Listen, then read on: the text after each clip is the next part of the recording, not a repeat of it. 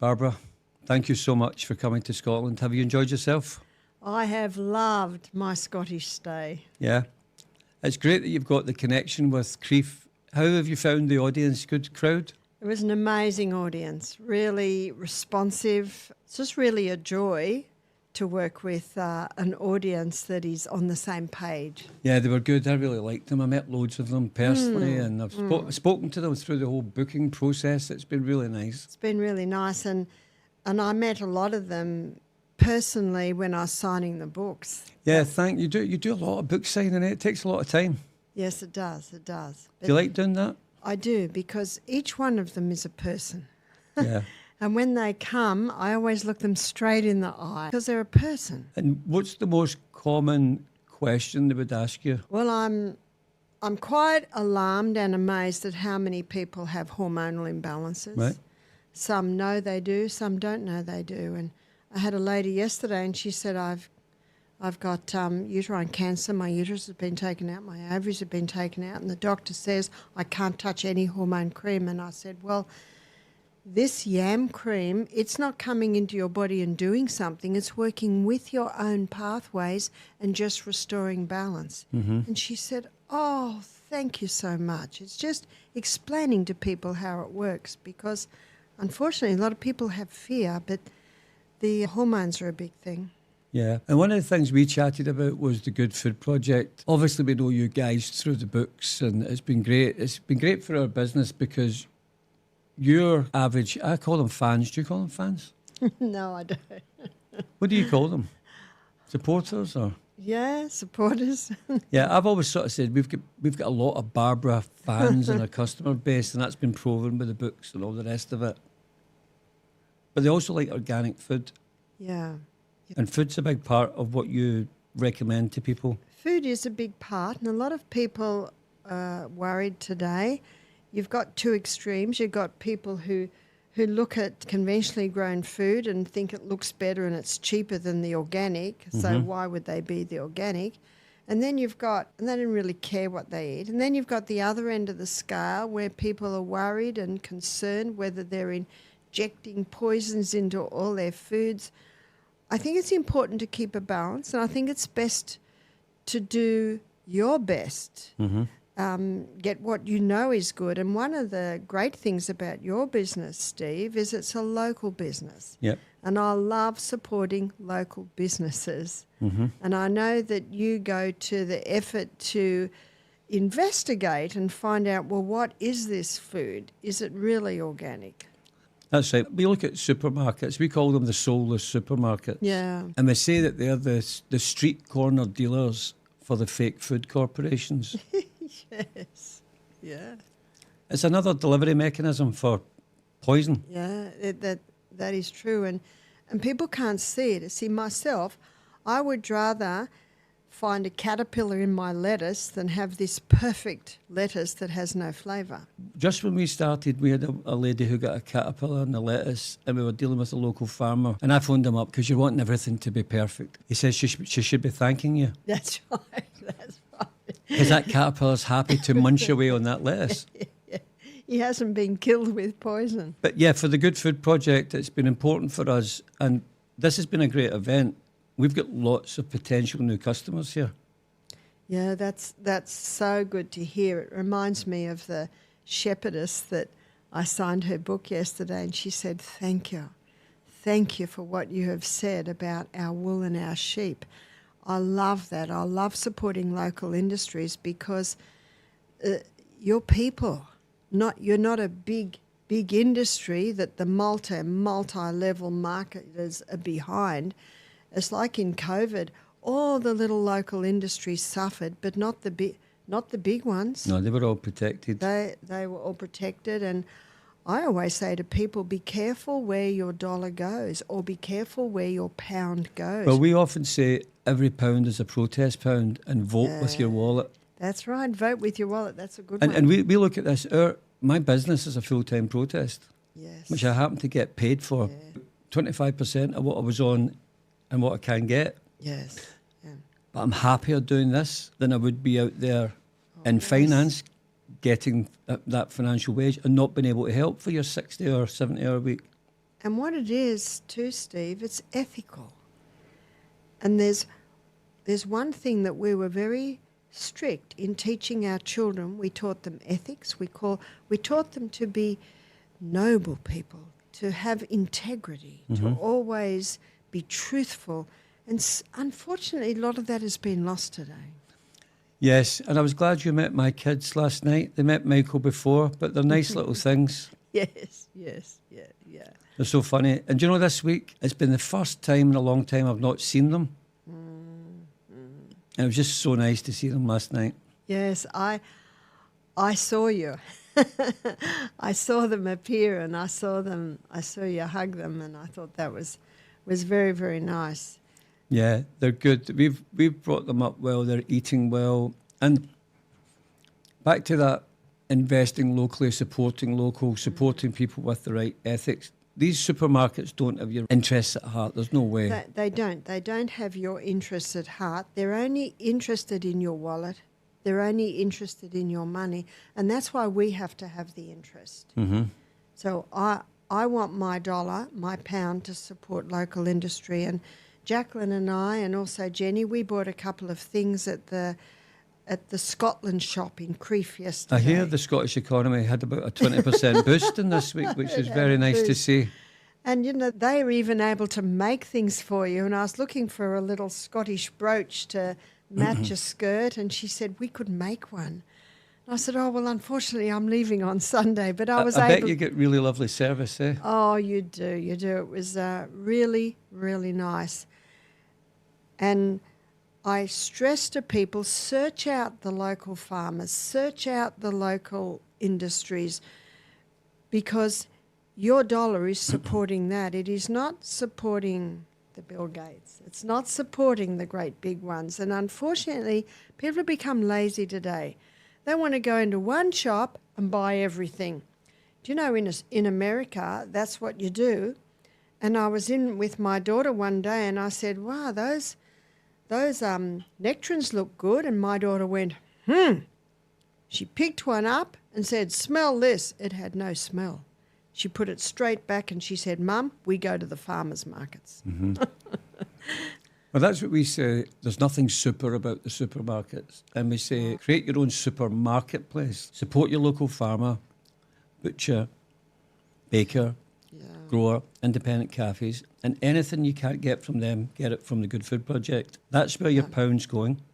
That's right. That's your super marketplace. You can get it all there. You can get it all there. And you get to know them. You say, hi, Jack, how are you going? How's your mother? Is she feeling better now? Yeah. And have you got lemons on your tree yet? You know, all this lovely It's banter. the way it used to be. That's the way it used to be. And it's very, very nice that way. It's like you feel like you belong. You feel like you're part of a family. Mm-hmm. And that's what communities used to be. Now, with regards to this event, Barbara, it's been a good success. You'd be tired. 5 days is a lot. We've got a Ceilidh tonight. That's a lot. When are you doing an event next? Tomorrow we fly to London, and then early Monday morning we fly to Dubai, and then I go to Kuala Lumpur for a few days. And are you doing an event there? Yes. And then I come back and do some more events in Dubai, and then I go to America where I've got 3 weeks of events. As long as I'm able to get to bed early, as long as I am able to exercise every morning, and I really like it if I can find a loch or a dam or a creek or a sea or a river to dive in and get that cold plunge, as long as I'm able to eat well, as long as I have just little periods of rest, because I'm a quiet person and I'm a shy person, and I'm able to do what I did here because I love those people and they're all precious and they're all important in God's sight, and I have a responsibility that I can give them information that will give them more quality of life. So I will continue to do this, but to keep up my strength, to keep up my ability to do it, I keep those sustain me principles. I have found them to work. Yeah. And do you feel you've got another book looming? I do, and I have started it. And we chatted recently in an interview and we sort of touched on it. But Yeah, could you want to- it'll be on the brain. I've had a lot of requests to do one on child raising and also one on the brain. I'm going to do the brain first because there's a lot of people who are suffering in the brain department, and I believe they can certainly get improvement in life. And Michael and I have, it's just been released, we did a 6-part parenting course, and it covers parents and the first few years, and then adolescence, teenage years, single parenting, step parenting, grandparenting, and it's been released. You can get it on barbara'o'neill.com. So I feel I can put the book on child raising on hold for a little bit because that series has just been released. Yeah. And I'll go probably more to the brain. And how would you get time to sit down and look at that? And Yes, I don't have a lot of time, but on long flights I can do it. And often where I am I'll have morning and then maybe one in the afternoon. So late afternoon I can do a little bit. Or some places I'll do morning, and then in Spain I did a 7:30 to 8:30 meeting. So I had all afternoon. yeah. And I will always have a rest in the afternoon, and maybe an hour or two I'll devote to that. There was a lot of excitement about It's Sustain Me being launched. It's a great book. Yes, I think it was. In fact, I think the first place it was printed was Scotland. It was, yeah. We were the first to get it. You were the first to get it, and we were very glad of that. It seemed to take a long time in the graphic designers. That's right. That's what I was going to ask you. When do you think the brain book will be out? But it's difficult, isn't it? The next year, isn't it? Would you say? Maybe Yes, the following year. I haven't thought. Yeah, maybe so. Maybe 2026. Yeah, and we do a lot on TikTok. You know, as the distributor of your books, and these scammers have creating a lot of problems. Yeah. But you know, the Bible says you can do nothing against the truth, only for the truth. And I'll tell you a quick story about how we were able to effectively take one big scammer down. I'm in America, I'm signing my books. I opened a book, I started to sign it, and immediately I thought something's wrong here. The paper was not shiny. Yeah. I flicked through it, it was all black and white. I said to the lady, this is not my book. Sustain Me. Yeah. Where'd you get this? She said, Amazon. I said, how much did you pay? She said, $70. Now we sell it for $50. And standing next to me was a good friend of mine. He's a scientist. He just happened to be there that day. He got $70 out of his wallet, gave it to the lady, took the book, looked at me and said, the head of Amazon is a friend of mine. I'll deal with this. And that's how I know that God is in control. You couldn't have planned that better if you tried. If it had been the day before or the day after, he wouldn't have been there. People want to support you, though, Barbara. And there's two reasons. They want to support you. If they think about it, they also don't want to give their details to scammers. That's true. And what this guy's doing is he's helping my daughter trademark my name. Mm-hmm. He's got his lawyers onto that, and that's been a great blessing to have his help there. And also my daughter bought barbara'o'neill.com. Yes, that was great. There's a lady called Barbara O'Neill who just bought her name. Yeah. So barbara'o'neill.com. So that's very simple and very easy, so people know they can go from there, and that will take them to many places. Yeah, I've noticed it on Facebook, on TikTok in particular. TikTok's big for us. We had roaring sales, and then some scammers come along selling the book at ridiculous, cheaper than I buy it for. A lot of people bought it, came back to me, and as I said to them, get a refund. They told me the same story, black and white, cheap paper. They knew straight away. One woman said, I couldn't even bear to open it. And scammers will come back again. The big thing about scammers is they go in twice. If you can be scammed once, they will come back.